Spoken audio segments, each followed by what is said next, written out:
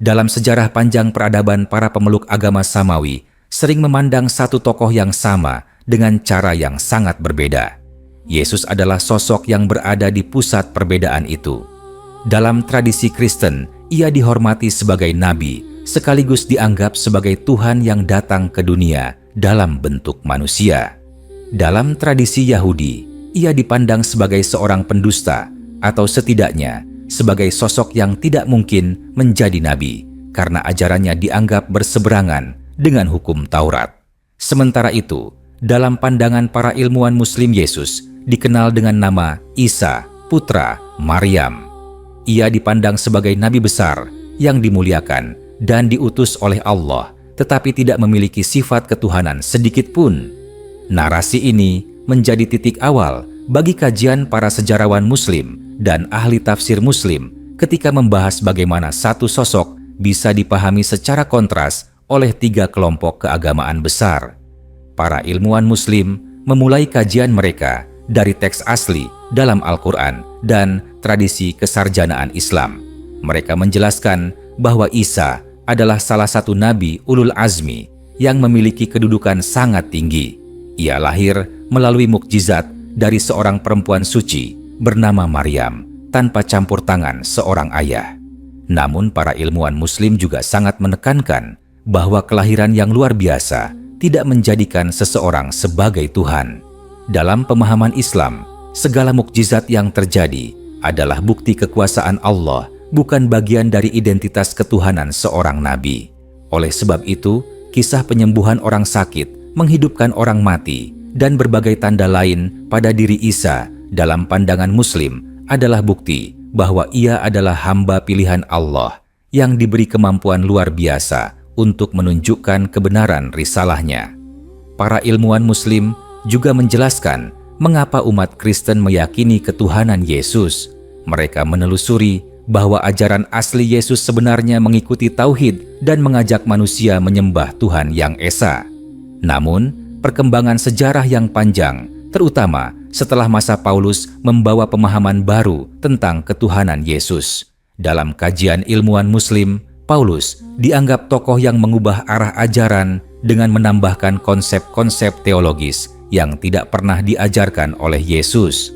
Para ilmuwan Muslim menjelaskan bahwa ajaran ketuhanan Yesus berkembang melalui proses konsensus gereja dan perdebatan teologis selama beberapa abad. Sementara itu, ajaran awal para murid tentang keesaan Tuhan mulai melemah seiring perubahan budaya politik dan filosofi Romawi pada masa itu. Ilmuwan Muslim menilai bahwa konsep inkarnasi, yaitu Tuhan menjelma menjadi manusia, tidak memiliki dasar rasional dalam ajaran para nabi sebelumnya. Aliran kepercayaan tentang Tuhan yang turun ke bumi sebagai makhluk sering muncul dalam budaya Yunani dan Romawi. Ketika agama Kristen berkembang di lingkungan tersebut, para ilmuwan Muslim berpendapat bahwa banyak unsur budaya lokal ikut masuk dalam pembentukan teologi Kristen. Mereka melihat bahwa ajaran Yesus tentang ibadah ketaatan dan seruan kembali kepada hukum Tuhan mengalami penafsiran baru yang jauh dari makna asli. Yesus dalam pandangan Islam tidak pernah menyatakan diri sebagai Tuhan. Ketika ia berbicara tentang hubungan dekat dengan Tuhan, para ilmuwan Muslim menafsirkan bahwa ia berbicara sebagai nabi yang diutus dan diberi wahyu, bukan sebagai Tuhan yang menjelma. Dalam penjelasan mereka, para ilmuwan Muslim juga menyinggung bahwa sejarah tidak selalu menggambarkan keyakinan asli. Terkadang, narasi yang bertahan adalah narasi yang didukung oleh penguasa. Ketika gereja Romawi menjadi institusi yang sangat kuat, pandangan mereka menentukan arah teologi resmi, dan pandangan yang berbeda dianggap sesat. Dengan demikian, ajaran tentang Yesus mengalami perubahan yang terus berkembang mengikuti struktur kekuasaan tersebut. Ilmuwan Muslim berpendapat bahwa kebenaran yang sejati harus kembali kepada wahyu, bukan kepada keputusan politik atau konsensus manusia. Para ilmuwan Muslim juga menganalisis bagaimana perbedaan pandangan tentang Yesus mempengaruhi hubungan antaragama. Mereka menekankan bahwa memahami Yesus sebagai manusia mulia yang diangkat sebagai nabi membawa dampak besar dalam membentuk hubungan itu. Islam menghormati Yesus dan ibunya Maryam dengan sangat tinggi, tetapi tidak memberikan sifat ketuhanan kepada mereka.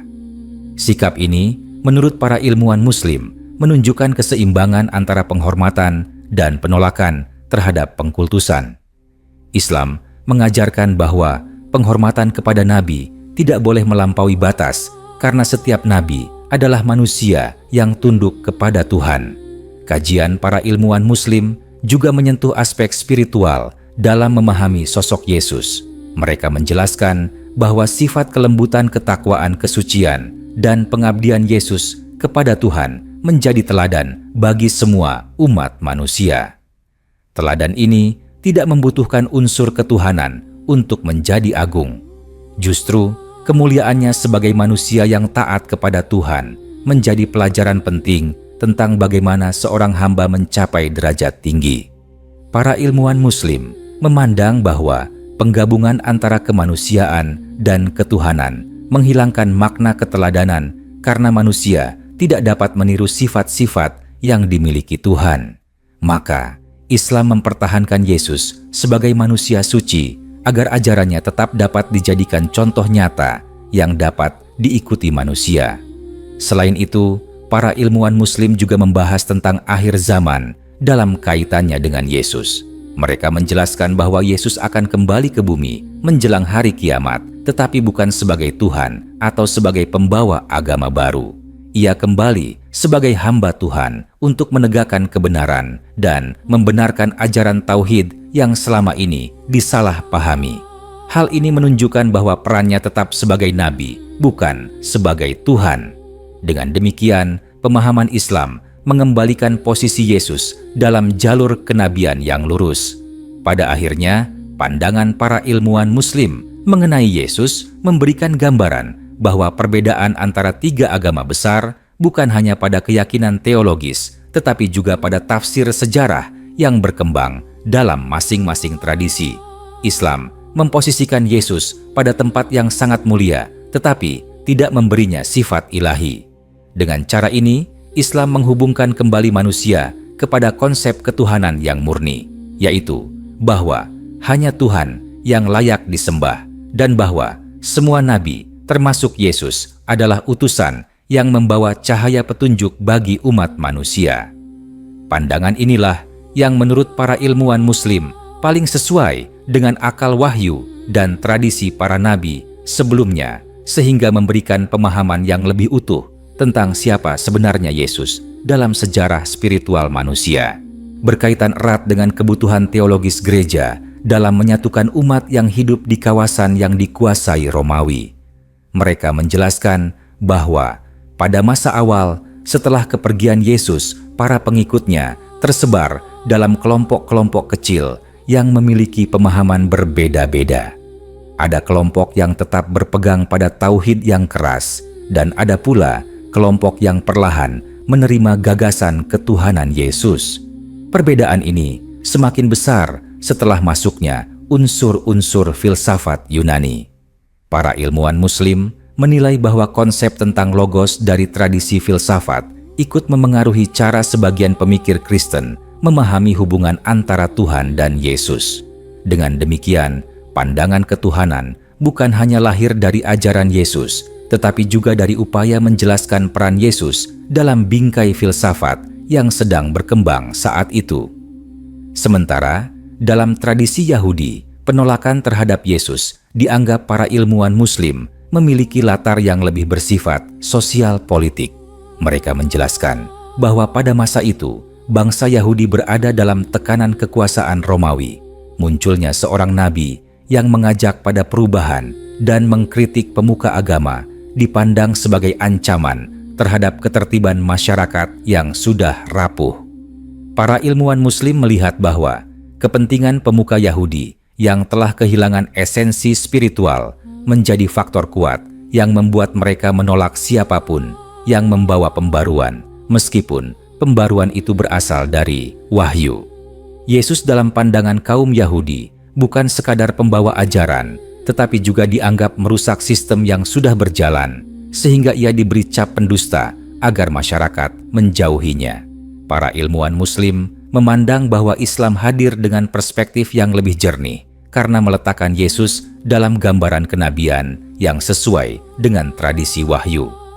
Al-Quran mengingatkan bahwa setiap nabi datang membawa pesan yang sama, yaitu menyeru manusia kepada Tuhan yang satu.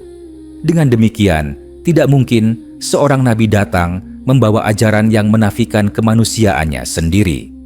Ilmuwan Muslim menilai bahwa pemahaman ketuhanan Yesus tidak sesuai dengan pola umum para nabi. Semua nabi sebelumnya menegaskan bahwa mereka adalah hamba Tuhan.